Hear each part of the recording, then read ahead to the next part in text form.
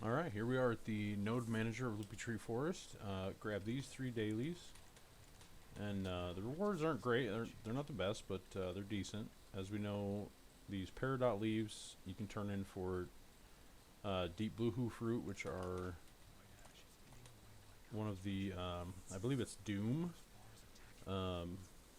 Dream Horse attempts. And of course some Kaffir and some Spirit Dust, so it's, never a bad thing. Now we're going to head over to the rotation spot. It's just a little ways over here. Yeah, because as I mentioned, there's going to be some faddish you're naturally going to be clearing out just to avoid getting knocked out of the green thumb mini game. It happened way too many times to me, so I've just decided, you know what, just clear everything out beforehand. Easy peasy. These guys are super easy to kill. Doesn't take a lot of gear at all. If anything, some Tuvala gear from a seasoned character, more than enough to take care of them. So even if you're rocking all your gathering armor and accessories, yeah, just a Pen Tuvala Awakening weapon set, or weapon set in general, should be easy peasy. But anyway, this is kind of this is where I post up, and if you look right here, it's basically directly east of this Acker Western camp, right here at this kind of T intersection in the road. So yeah, I'm gonna get all set up, get all buffed up, and then we'll go through the rotation real quick. Ready to go, and then I'll walk you through the rotation here. So again, this is a huge rotation that I do. You can break this down into smaller chunks if you want, and do some server swapping. It's just kind of up to you. But yeah, a lot of this is free of Faddis at all, but I'll show you where some Faddis are as well. So, oh, no, we don't want a lumber. Let's switch that over. So I'm just going to run you through real quick without actually doing all the gathering. And basically this circle right here on the outer edge. So you see a lot of these loopy trees. They're these they look loopy, and right at the bottom is where you gather from. And there's a couple different weird trees that took me forever to find. I didn't realize they were gatherable, but there's one there. So you'll see these kind of like, it's almost like three or four trees in one. So if you just stand right at the bottom of it, it's gatherable. There's a couple that aren't, but most of them are gatherable. But you'll see here, a lot of them look like this. They come out of the ground and go wham. And then a lot of them look like this.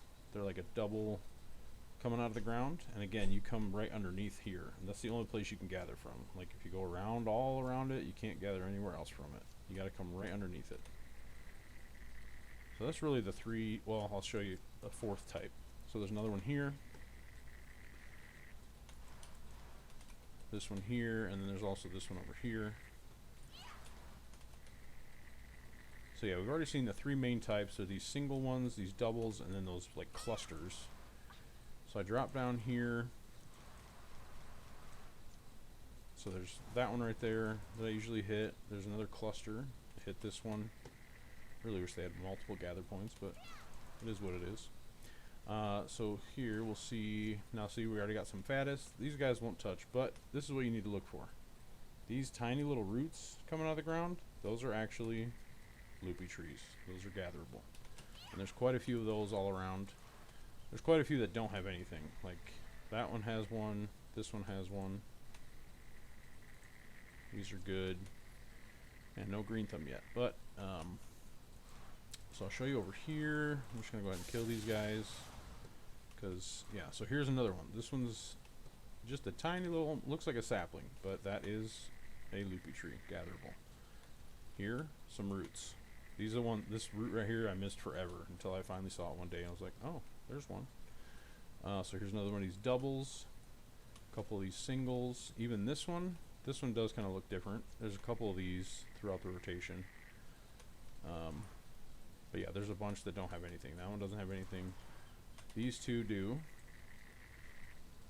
So you kind of, there's some dead tree essence. I believe 5 is the max. I don't know if it goes up when you get to 2,000, but I've, with some of the events, I was at like 18, 15. Still only saw 5 at the most.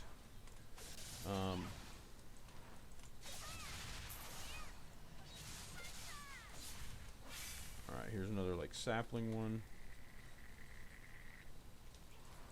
So there's a lot of these like clumps, not clumps, but like this kind of this circle area here. A lot of these don't have anything. But there's, you kind of get a feel for the area. So you got these paths. This was the first kind of circular cluster area that I came to. There's like 5 or 6 in here.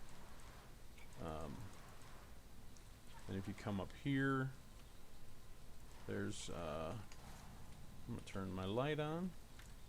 There we go. There's another little, you can barely see it, but it's there. There's a little branch there, or a little root almost actually. Normal one here, there we go. So one other thing I suggest is keeping gold keys on you. Doesn't happen very often, but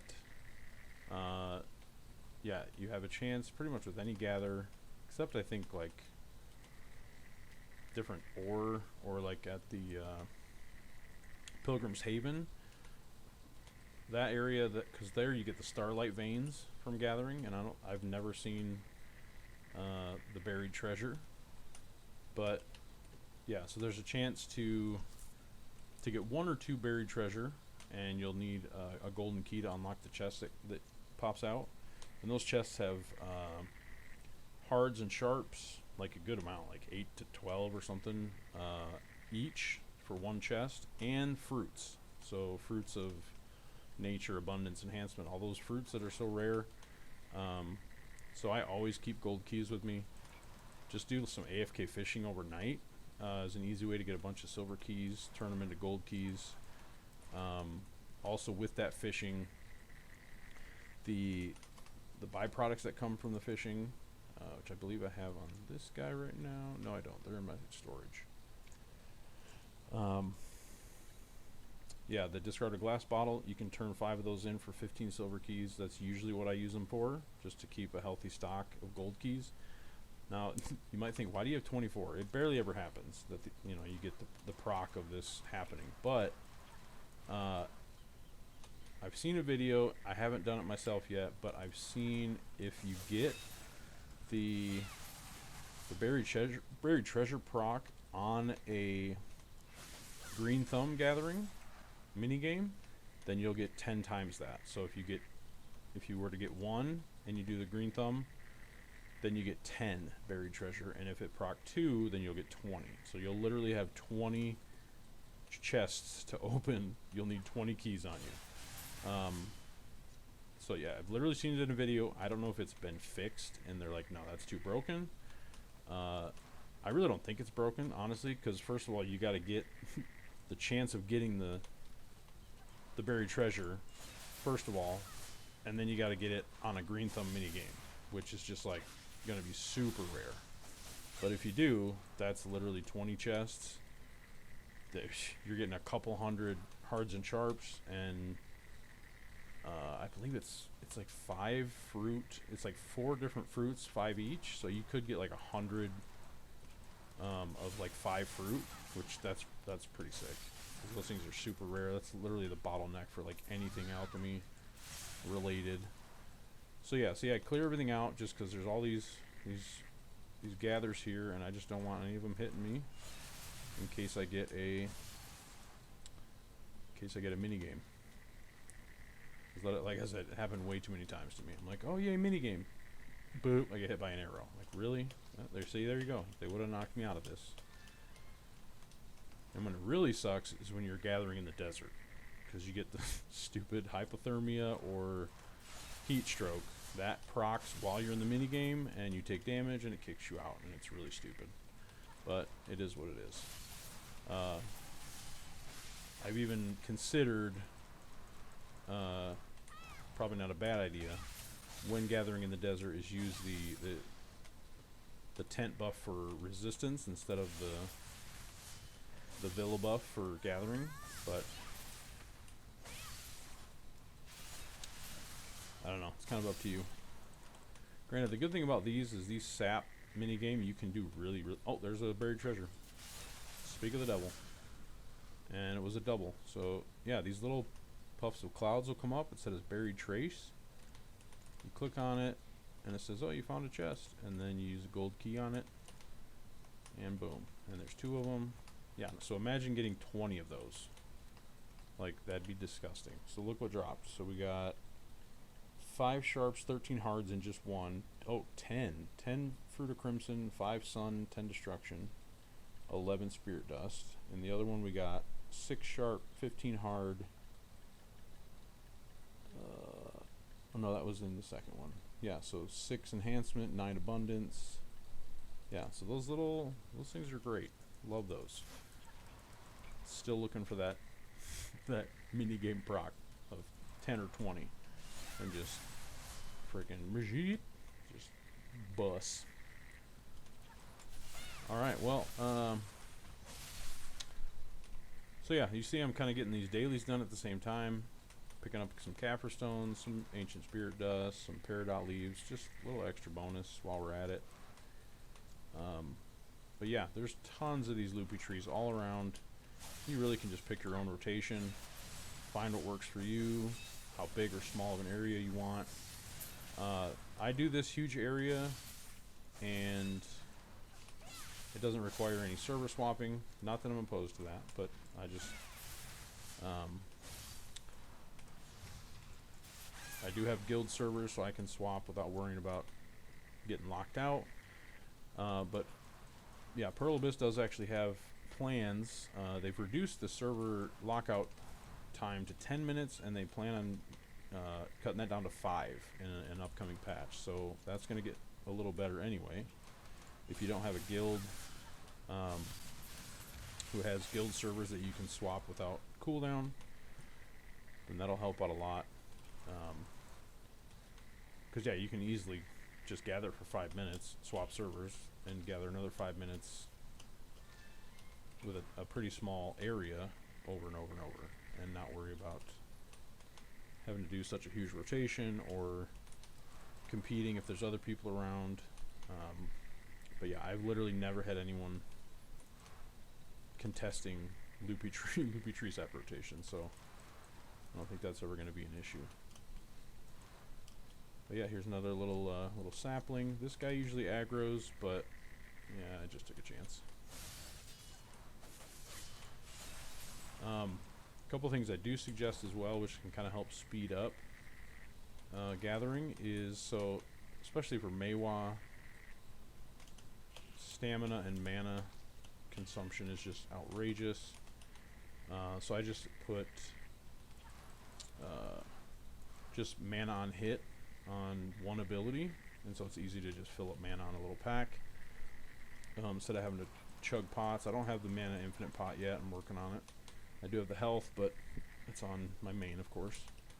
But I think, again, Pearl Abyss is in an upcoming patch. They're making a lot of changes to the infinite potions. They're going to be like sellable on the marketplace, or I think the pieces that you need are going to be sellable. They're also going to make it where you can put it in your family inventory and then just use it on every character, so you don't have to get multiple copies of it anymore. That's just going to be awesome. That quality of life is going to be sick. And but yeah, I'd say that's kind of my little tips and tricks on top of just a normal loopy tree rotation. Is picking up the dailies, keeping the gold keys on you, and yeah, just find the spot that works for you. There's plenty of area, plenty of spots all throughout this forest. Lots of people have different rotations. This is the one I just picked out. This little stretch here, or even that very first stretch I showed you, you could never fight any Faddis. You could probably do a rotation, swap servers, and then just have a small little area to do but I like to switch it up. I get bored a little easy, so I don't love doing just a tiny little area over and over and over and over again. Change of scenery is a little better. But yeah, basically at the end of this road, I'll hang a left, and that'll be right back to the beginning where we started, and do it all over again.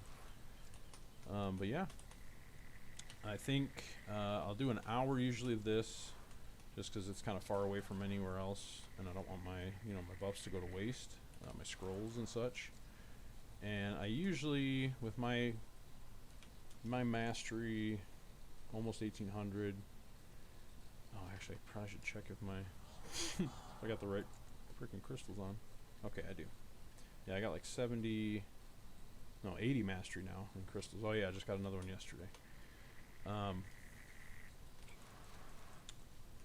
Yeah, I'm almost at 1800 with just one scroll and the wild ginseng. And yeah, I'll probably easily get 10k. Yeah, I'm already at 2500.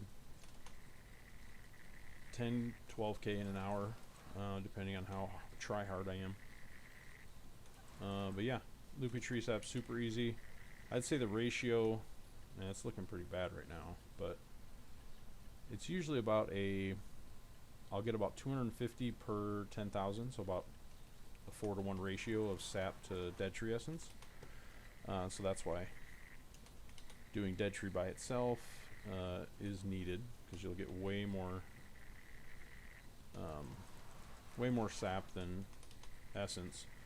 And you need 10 sap and only 1 essence per craft of the spirit perfume elixir. But oh, this guy's flagged up. Oh, I'm on Arsha, huh? I forgot I was on Arsha. Whoops. Thought he was gonna post up on me for freaking Loopy tree sap. That'd have been fun. Yeah, I probably should get off Arsha. I'm not sure why I'm still on here. Anyway, yeah, we're almost to the end here, and yeah, kind of closing ideas. Here we go. Come on, let's hit something big here. Yeah, what the? Nope. Yeah, so I think mid-20s, 25 is about the biggest I've seen from a single gather. So of course multiply that by 10, so about 250 max possible from a mini game. Oh, there we go. 220, that's pretty standard.